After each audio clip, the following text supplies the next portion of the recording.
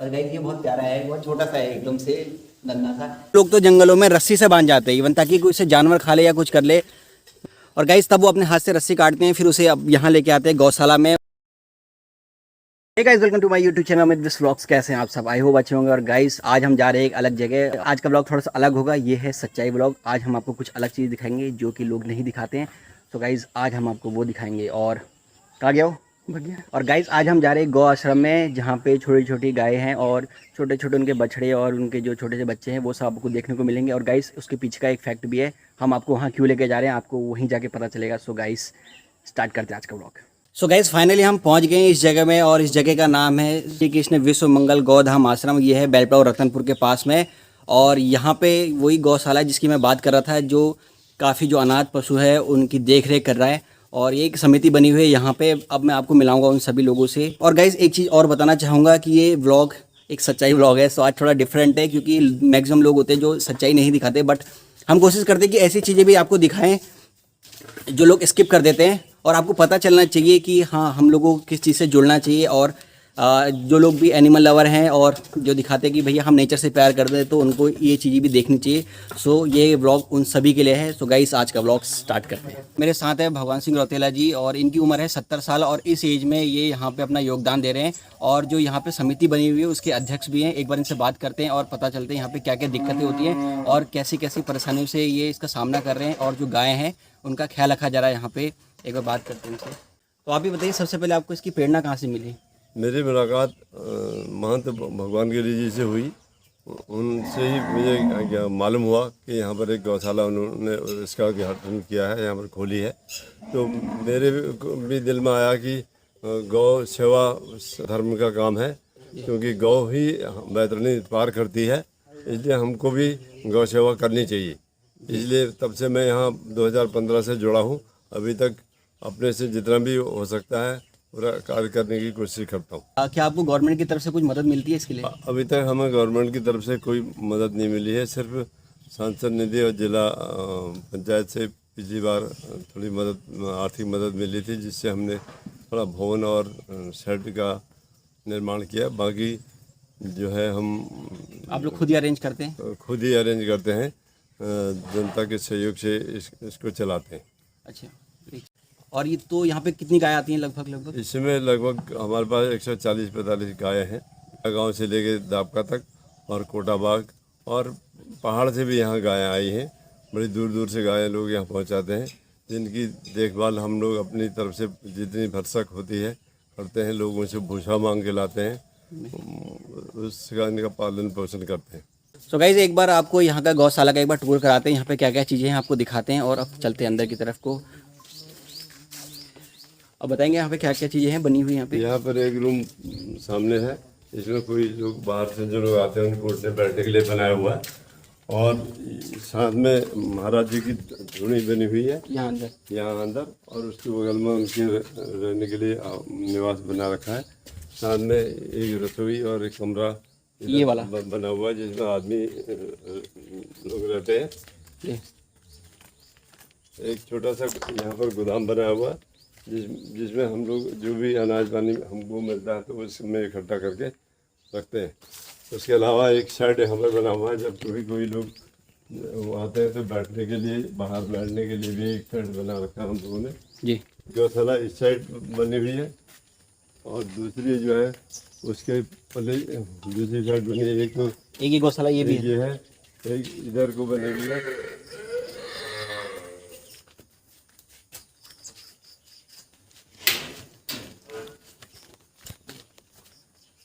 और गाइस एक गौशाला ये भी है। इसके साथ उधर को एक भूसा गोदाम बना रखा है, जिसमें हम लोग जब उस समय भूसा वगैरह आता है तो भूसा रखते हैं इसके अंदर, जो कि हम इनको साल भर खिलाने का काम आता है। और ये इसका चारा, यहाँ पे चारा डालने का, चारा डालने के लिए खुली बनी हुई है। और हमें और खुलियाँ बनाने की आवश्यकता है, क्योंकि हमारे पास भी धन उतना नहीं है, जिसकी वजह से हम अभी नहीं बना पाए। तो कोशिश कर रहे हैं कि हमें कुछ धन इधर उधर से कुछ आर्थिक मदद वगैरह कुछ मिलेगी तो हम उससे वो बना देंगे। और गाइस यहाँ पे जानवर बढ़ते जा रहे हैं क्योंकि गाय की संख्या यहाँ पे काफ़ी बढ़ रही है, क्योंकि लोग छोड़ देते हैं अपनी गाय को और उसके बाद वो सब यही रहती हैं। तो क्योंकि मदद तो कहीं से आ नहीं रही है, ये खुद ही अरेंज कर रहे हैं सब कुछ, तो ऐसे में बहुत टफ पड़ जाता है और जो इनका खर्चा होता है वो बढ़ जाता है, क्योंकि इस समय पे ये घास तो सब भूसे से ही चल रहा होगा ना। हाँ, भूसे से ही चल रहा होगा। थोड़ा कुछ जानवर जाते हैं जंगल जाते हैं और कुछ जानवर जंगल जाते हैं और ऐसे में कभी कभी ऐसा होता है चोट लग जाती है कभी, तो उनके जो रख रखाव का खर्चा होता है वो भी बढ़ जाता है, क्योंकि डॉक्टर अरेंज करना होता है, दवाइयाँ अरेंज करनी होती हैं, तो उसके लिए भी काफ़ी खर्चा आ जाता है। और कुछ लोग भी बता रहे थे आप भी उससे जुड़े हुए हैं ना, जो अपनी तरफ से कुछ लोग गौशाला से जुड़े हुए हैं जो अपनी तरफ से 6 महीने में, 3 महीने में, साल भर में कोई आर्थिक मदद देते हैं, जिससे भी यहाँ पर काम चलता है। और गाइस देखिए कितने छोटे छोटे हैं ये, एकदम प्यारे से, और ये अभी अभी छोटे छोटे ही लग रहे हैं बहुत, और ज़्यादा भी होंगे, 1 महीने के भी नहीं होंगे शायद। और अपनी मम्मी के लिए लगा रहे हैं आवाज़, क्योंकि मम्मी शायद बाहर होगी। और ऐसे छोटे छोटे हैं, एक ये भी है और दूसरी तरफ भी एक और ये भी है। थोड़ा सा डर तो नहीं रहा है, इससे पहले बात कर लेते हैं। गाइस बहुत प्यारे हैं ये, और लोग छोड़ देते हैं गाय को जहाँ बोला जाता है कि इतना सम्मान करते हैं हम गाय का, और उसके बाद लोग जब वो दूध नहीं देती है उसके बाद उसे छोड़ देते हैं, तो देख रहे हैं आप क्या हाल हो जाते हैं यहाँ पे। और ऐसे थोड़ा सा डर रहे हैं क्योंकि नए हैं एकदम पहचाने। और ये छोटू सा अपना दोस्त ये भी घबरा रहा है, आ जा। और गाइस ये बहुत प्यारा है, बहुत छोटा सा है एकदम से, नन्हा सा, और ऐसे बहुत छोटे छोटे हैं, देखिए कितने प्यारे लग रहे हैं। सो इन सब का ख्याल रखना पड़ता है, और जब यहाँ पे समिति बना रखी है तो और जो चला रहे हैं इनको आप समझ पा रहे होंगे कितनी दिक्कत होती है, छोटे छोटे बच्चों का ख्याल रखना पड़ता है। और इस तरफ भी हैं बहुत प्यारे प्यारे हैं ये, और ये छोटू सा ये भी खाना खा रहा है, ये इसको भूख लगी है, ये खाना खा रहा है, ये डर रहा है हमसे, तो अच्छा लग रहा है बहुत। और गाइस अब मैं आपको मिलाता हूँ उन शख्सियत से जिन्होंने इस गौशाला की आधारशिला रखी है, वो है महंत श्री भगवान गिरी महाराज जी, और मेरे साथ है इस समय पे। ओम नमो नारायण। मैं महंत भगवान गिरी श्री वंदस नाम जूना अखाड़ा शिष्य श्री महंत नंदन गिरी परिवार बागेश्वर से हूँ। 2011 में मैंने इस गौशाला की आधारशिला रखी, और दीनहीन अनासित गायों की रक्षा हेतु ये मेरा आध्यात्म संकल्प। महाराज जी आपको इसकी प्रेरणा कहाँ से मिली कि आपको एक गौ आश्रम खोलना है? ये मेरे को प्रेरणा मेरे अपने गुरुजी से मिली, और हमारी गाय इष्ट है, भगवान दत्तात्रेय हमारे इष्ट हैं, और गऊ में बैठ के आते हैं, तो उसी से मेरे को प्रेरणा मिली कि मुझे अपनी गऊ की सेवा करनी चाहिए। अच्छा, और एक चीज़ और पूछना था, जब आपने ये खोला स्टार्टिंग में तो आपको कोई दिक्कतों का सामना करना पड़ा? हाँ, दिक्कतों का सामना तो करना ही पड़ता है। किसी बड़ी मंजिल में जाने के लिए तो कष्ट तो झेलने पड़ते हैं, गऊ के लिए वो कोई बहुत बड़ी बात नहीं है, पर मुझे लोगों ने बहुत उस समय मदद किया, सहयोग किया। अच्छा। और जब शुरुआत में मैंने गौशाला खोली, इसमें इंजीनियर राजपाल लेघा जी, अच्छा, और टीएस ठाकुर सिंह गढ़िया जी, और उसके बाद एनएस कॉरपोरेशन कलकत्ता वाले, इन्होंने आपकी मदद करी? बहुत मदद करी, और बलवंत सिंह भौरियाल जी, अच्छा, और भगत सिंह कोश्यारी जी, ये लोग ने भी इन लोगों ने हमको मदद करा। और तमाम फिर गांव में भी जो भिक्षा करके मैं जो लाता था, और पूरे गांव वालों का भी काफ़ी सहयोग मेरे को रहा।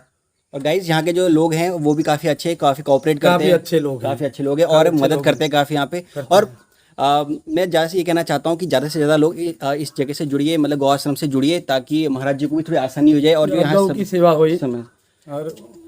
और गाइस अगर कोई भी यहाँ अपने जानवर या अपनी गाय कोई भी छोड़ के जाता है तो कम से कम उसके जो खाने का इंतजाम कर दीजिए, क्योंकि क्योंकि हर कोई यहाँ पे ज़्यादा लोग भूसा और उनके पास मिल जाता है इजीली, तो अपनी तरफ से भी कंट्रीब्यूशन कर सकते हैं आप, जैसे भी कर सकते हैं। और गाइज़ अभी हम आ गए गौशाला से थोड़ा सा बाहर, और ये जो गाय है यहाँ की वो जा रही है चरने के लिए, एक बार आपको दिखाता हूँ। सो ये इनका टाइम हो जाता है यहाँ से चरने का, क्योंकि इतना घास तो ला नहीं सकते, तो अभी जंगल जाती है चरने के लिए, और यहाँ पे चर भी रही है कुछ गाय।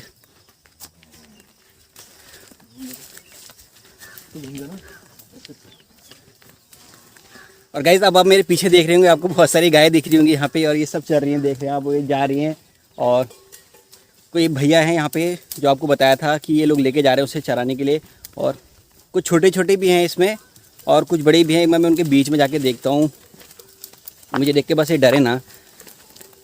और गाइस इस तरफ अभी देख रही है सब जा रहे हैं, एक बार इस छोटे वाले के पास जाते हैं, ये भी जा रहा है छोटू सा। तो गाइस बहुत दिक्कतें हो जाती है, ये लोग बहुत मेहनत कर रहे हैं यहाँ पे, अपना योगदान दे रहे हैं। तो गाइस ज़्यादा से ज़्यादा लोग मैं चाहता हूँ कि इस वीडियो को देखें और देखें कि ग्राउंड रियलिटी क्या होती है, कितनी मेहनत लगती है ये सब करने में। और जब आपको कुछ आर्थिक मदद ना मिल रही हो शासन की तरफ से, शासन प्रशासन की तरफ से, तो तब बहुत दिक्कतें आ जाती हैं। तो फिर भी लगे हुए हैं। और ये है प्यारी सी एक घबरागी भैया, वो देखो कैसे देख रही। और ये सब जा रहे हैं।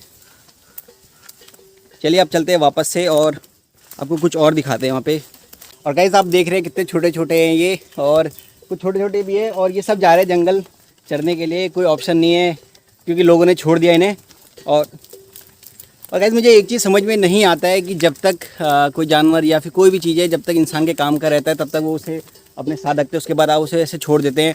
आप मानेंगे नहीं, इवन मैंने ये तक देखा है कि यहाँ पे कुछ लोग रात को तक अपने जानवर छोड़ जाते हैं अंधेरे में, ताकि पता ना चल पाए किसी को कि किसने छोड़ा। और कुछ लोग तो जंगलों में रस्सी से बांध जाते हैं इवन, ताकि कोई उसे जानवर खा ले या कुछ कर ले। मुझे समझ में नहीं आता कि क्या कहेंगे इस चीज़ के बारे में। और गाइस तब वो अपने हाथ से रस्सी काटते हैं, फिर उसे अब यहाँ लेके आते हैं गौशाला में। उसके बाद फिर यहाँ पे जो भी उसका ट्रीटमेंट करते हैं, क्योंकि बहुत बार तो वो घायल रहती हैं, तो काफ़ी दिक्कत आती है और नहीं करना चाहिए ये सब। भी क्या कर सकते हैं, बस आप लोगों से रिक्वेस्ट है कि प्लीज़ ऐसे अगर आपको दिखे कभी कोई जानवर ऐसे दिखे तो प्लीज़ उसे गौशाला में छोड़िए प्रॉपर तरीके से। और अपना कम से कम अगर आपका जानवर है तो आप उसे अपना कंट्रीब्यूशन दे दीजिए, उसके खाने का कर दीजिए, ताकि अगर वो वहाँ रहे तो कम से कम आप उसके अनाज का या फिर जो उसके भूसे का होता है उसका इंतज़ाम कर दीजिए। सो गाइस चलते हैं वापस से अभी गौशाला की तरफ को। और इसके सालाना रखरखाव में कितना खर्चा आता होगा आपके? इसमें सालाना रखरखाव में लगभग 3.5 लाख रुपया खर्चा आता है, जिसमें जो यहाँ पर कार्य करते हैं उनकी तनख्वाह और उनका खाना पीना, राशन पानी, और गाय बच्चों के लिए दवा पानी और अनाज वगैरह।